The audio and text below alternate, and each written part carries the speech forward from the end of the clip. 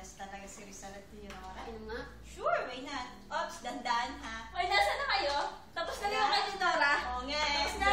Pwede magsalita yung hanggang dito lang ha. Ang layo mo eh, no? Grabe ha. Nangangibaba pa yung boses mo kaya sa doon eh. Nagpa-practice lang, kayo ba? Dito na kami nag-i-inform na si Pasiano kay Rizal. Aalis na si Rizal. Oo. Silent muna ako kasi napanood ko na yan eh. Uy, grabe. Basta napanood. Hindi pwedeng mag-comment. Pwede naman. Mamaya na comment, manunod mo tayong dalawa. Sige na nga. Takot ako kay Dinky. Ay, talaga. Yung paalis na si Rizal, diba? Ano sa tingin mo kaya mangyayari sa kanila ni Leonora, no? Siguro maghihiwalay silang dalawa. Agad-agad. Ito negative talaga. Kaya nga eh. Basta nabi like eh.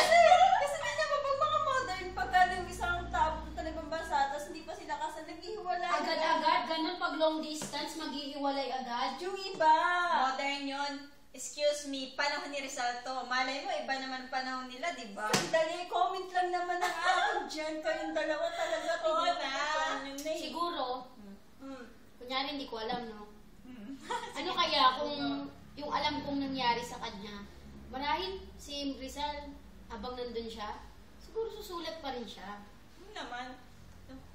Noong anong panahon naman talaga, sulat naman talaga eh. Baka ulitin niya yung ginawa niya dun sa, yung dahil pinangsusulat niya sa papel. Malabo na Malabo yan. na yun. Kasi Rizal dun eh.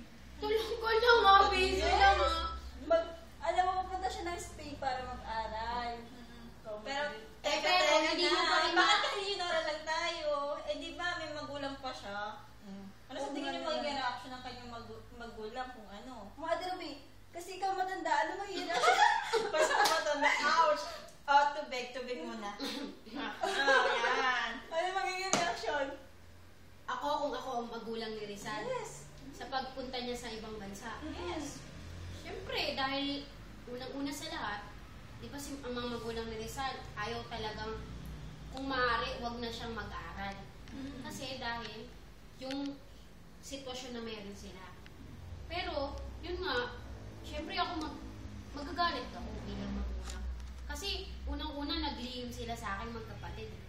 Nilihim nila sa akin magkapatid yung kanilang plano na pag-alis. Dahil alam naman nila na tutol ako sa pag-aaral pa nga lang niya eh.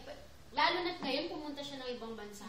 Siyempre magagalit ako as magulang. Sa bagay. Pero mabuti naman yung hangarin nila, di ba? Mag-aaral naman si Mama. Hindi naman siya ano eh. Ay, teka nga pala. Asan nga pala si Elena?